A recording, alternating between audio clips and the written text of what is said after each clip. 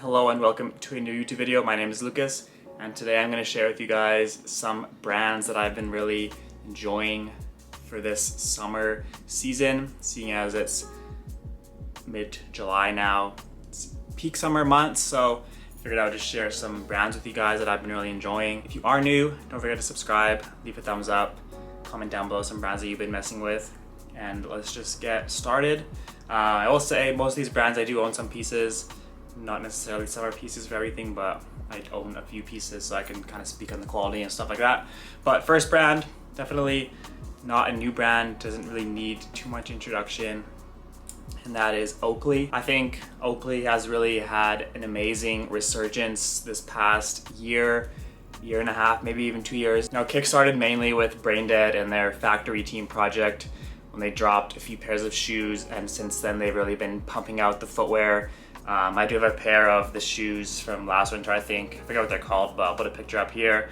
They've been doing lots of like sandal kind of things, like mules, just a bunch of footwear. Personally for me, I feel like they're kind of overdoing it on the shoe front. They've been dropping a lot of Oakley / Braindead partnered shoes, I guess if you want to call it that. And I know when they first dropped them, they sold out relatively quickly, and recently they've been sitting. So I don't know if they're doing too much, oversaturating the market, etc., but I'm here for it. I really do think they've been doing an incredible job. But now moving back towards Oakley specifically, they've been having so far an incredible year, done some really amazing collaborations. The first one that comes to mind is the one they did with Palace about a month, maybe 2 months ago now. Personally, I was a big fan of it. I know some people didn't really like it, but unfortunately it only dropped on the Palace website and it did sell out fairly quickly, so I wasn't able to grab anything. They did a collab with Saturdays NYC, which is like a New York, obviously, brand. I managed to grab the tie-dye t-shirt. I like it. They've done a collab with Satisfy Running, obviously some running shorts, some sunglasses, hats, etc. So I'm excited to see what Oakley continues to do this year and next year in the more clothing side of things. And then of course they have their sunglasses, which they're probably most known for in like a more mainstream fashion side of things. And obviously they have the goggles and stuff for snowboarding, skiing, dirt biking, etc. And Justine actually has been lucky enough to do some stuff with Oakley, so she has a lot of sunglasses. I get to wear them too, since they're obviously like one size mostly. So shout out to Oakley. It's definitely like a kind of throwback to my childhood when I was dirt biking and stuff like that. So I'm here for it. I love it. I know Oakley could kind of be seen as like kind of cringy with the certain sunglasses they have, but other than that, baseball, snowboarding, skiing, running, mountain biking, those kind of things, the more extreme sport side of things, definitely big fan of. Second brand is one of my favorite brands, maybe my favorite brand right now. I talked about it a lot on my TikTok specifically. I did a video on them maybe last year, and that is Fugazi. Started by Trevor Gorgie. I'm sure many of you guys watching my videos are familiar with him, familiar with his brand, but to me, I love what he's doing. I love the direction that he's taken the brand in. If you're unfamiliar how he started, he kind of started off doing bootleg Jordan 1s with the one in the chamber. I believe there was like a Chicago colorway and then the silver one, whatever that one is called. But he did those, and then he's kind of transitioned more into being a streetwear, full-on clothing brand, doing full-on collections, releases, etc. And yesterday he actually just dropped the third drop of his latest collection, which again, I'm a huge fan of. I wanted the bowling shirt and the jorts, but fortunately they sold out before I was able to get to them. I do have a few pieces though from his fall winter collections, and the quality is amazing. The craftsmanship, the attention to details, I think is the one thing that really sticks out to me. The details on all the pieces are crazy. He's been killing it, he's been doing his thing. Also, the price point on all of his pieces are extremely affordable for what you're getting. Like I said, for the quality, the price point is amazing. I feel like he could definitely charge a lot more for what he's doing, but he doesn't. And the marketing, the videos that he does, the promo pictures and everything, just you can tell he really puts a lot of effort and thought and work into his pieces, and his production of everything is incredible. So I'm a big fan of not just the pieces, but how he runs the brand and how he does promotion and marketing, etc. One thing I've been waiting for, hopefully, if he does another run of his Tibet mules, which is basically like the heritage hiking boot style, but it's a mule. I think it's very unique, very different. I've never seen it before, but I would like to grab it if he restocks them or makes another colorway or something like that. Hopefully he does. Next up on the list is another brand I've actually talked about recently, or a little while ago, and that is Frismworks, a Korean brand, which I'm seeing more shops in North America begin to carry them. Again, another very well priced brand for the quality and the pieces that you're getting. Personally, right now I have their parachute pants and I love them. I wear them a ton. Silhouettes and the fit of their pieces are incredible. One thing that I can't stop thinking about and I've had my eye on for quite a while is their hunting jacket. I think you're not really gonna get a better jacket for the price point that they have it at, especially it's on sale at some stores right now for like $150 US, which is ridiculous for the piece. It's a beautiful jacket. I'll put a picture up of it here, but they are slowly growing and becoming more available outside of Asia, which I know is hard sometimes with a lot of Asian brands. Shipping it from there can be very expensive. So like I said, more North American stores are starting to carry them. I think there's 1 or 2 stores in Canada that carries them right now, which I'm here for. And I'm very excited to see what they do for this fall winter coming season as well. So Frismworks, not gonna talk about them too much. They also have some beautiful selvage denim jeans. So if you're looking for some nice selvage denim that's not gonna hurt your bank account too much, I would definitely recommend checking out Frismworks. It goes for any piece as well. Obviously they're very like Japanese, Korean, Asian style, streetwear inspired with the big pants, the nice kind of form-fitting tops, and like I said, the hunting jacket is beautiful. Hopefully I can pick it up soon.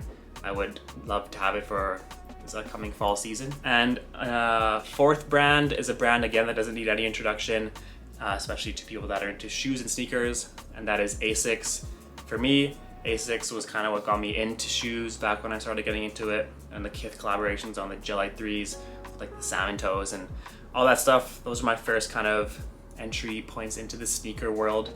Since then, I've kind of gone away from sneakers, so to speak, but I still love Asics. I think this year and last year, they've been doing an incredible job with their collabs. They got the Jound collab, the Ice Studios collab, of course, the Kiko Kastadanov ones, which are probably the most hype ones, I would say, the most sought after, the most hard to acquire. I personally have 2 pairs. I was actually lucky enough to grab one on sale a few years ago at Essence, kind of before it took off, and then I grabbed one a few years ago on the release date. I actually just bought a pair today, the Auto 958 Asics. I was waiting for them for months and months and months, then all of a sudden, Livestock, if you're in Canada familiar with that store, they dropped them. I don't know, there wasn't really any information at all. I just saw the link pop up, so I grabbed the green pair, luckily, but I'm pretty sure they're sold out now. But Asics, they've been having an incredible year. They had an incredible Paris Fashion Week with the Dime collaboration. Big fan of that. I didn't grab them this past week. I'm probably gonna pass on them when they drop on the Asics website this weekend. The Cecile Bonson collabs have been going crazy. Justine got the black pair of the most recent ones they released. I think she's wearing them right now, so I can't show them unfortunately, but I'll put a picture up. I love those. I think those are incredible. Personally, not really for me. I don't think I would wear them, but I've seen some guys wearing them, buying them, and I'm excited to see how they style them. I think they're just a beautiful shoe. The details are crazy on them. So Cecile Bonson, actually, just Asics in general has had an incredible year. Kiko is part of the Asics team, and I know he's kind of doing another line with them. I believe it's called Novalis. Could be wrong, but that's what it's called. I think he debuted it at Paris Fashion Week, and I don't know when it's coming out. And I actually think he did a pop-up in Tokyo fairly recently, so I'll see if I can find some pictures. I've seen pictures of the shoes circulating on the internet, but I believe there are some clothes as well. I'll see if I can find them and put them up, but very exciting times for Asics. Kiko, personally one of my favorite designers. I don't have any of his actual mainline stuff. It's very expensive, but it's beautifully designed and just incredible. I could make a whole video talking about Kiko, honestly, but Asics, I'm totally here for it. Like I said, was one of the first brands that really got me into shoes, so Asics, Oakley, big parts of my upbringing into the fashion scene. I love seeing them kind of come back to the forefront. Obviously sneakers and trends come and go. We've seen the Dunks, the 550s, Sambas, of course, and another Asics brand, actually the Onitsuka Tigers, very popular on TikTok right now, the yellow Kill Bill ones. So Asics, keep doing your thing, you're killing it. One thing I would say is fix your website. The website's kind of dreadful for drops, and the Canadian website sometimes doesn't get anything, which goes to say for most things, honestly. But also, one thing I will say about Asics as well, the GR colorways of some of the shoes they do are incredible. The Gelcano 14 specifically, I know that's what Jown did. Ice Studios did in their collabs, but the GR colorways are incredible, and you can generally find them on sale on the Asics website if you're after Gelcano 14s. And I will say they also are the most comfortable pair of shoes I own probably. I've been wearing the Jown ones quite a bit, so Gelcano 14s for Asics. Just going off a little bit of a tangent there, but one of my favorite shoes for the summer. Extremely comfortable, look good with almost anything. And one more brand that I'm going to touch on quickly, which I don't own anything of, and that is Retro Super Future, a eyewear sunglasses brand based in LA, Italian handmade sunglasses, beautiful shapes, colors, etc. I'm not really going to talk about it too much just because I can't really speak on it a whole lot, seeing as I don't own any. I definitely need to get some more sunglasses. The only thing is I need a prescription, so it's kind of annoying and difficult and very expensive to get them, especially because my benefits for glasses doesn't restart till next year. But that's neither here nor there. But Retro Super Future, I'll definitely post some pictures up from their Instagram. But yeah, just very beautiful sunglasses, very beautiful shapes, colors, different lens tints, which I know are quite big right now. That's one thing I really envy about Justine's wardrobe and hairstyle is her sunglasses are always on point. She does have a prescription as well, but she can wear just regular ones and be fine, so to say. But for me personally, I definitely need a prescription because I can't really see. I don't really want to wear contacts. Retro Super Future, hopefully I can grab some of these, maybe when my benefits restart. And they're actually not super expensive. I'm actually looking on the Essence right now. $250 Canadian for the frames and the lens that it comes with already. So for my 2 cents, I think that's a great price for sunglasses. I know Oakley's are similar price. Obviously they're going to be more for performance. He's definitely more for fashion. So Retro Super Future, if you're unfamiliar, check them out. If you're looking for some sunglasses, upgrade your accessories, check them out. And yeah, that pretty much wraps up some brands that I am really into and loving and just enjoying seeing for the summer. Thank you guys so much for watching. I will see you next time.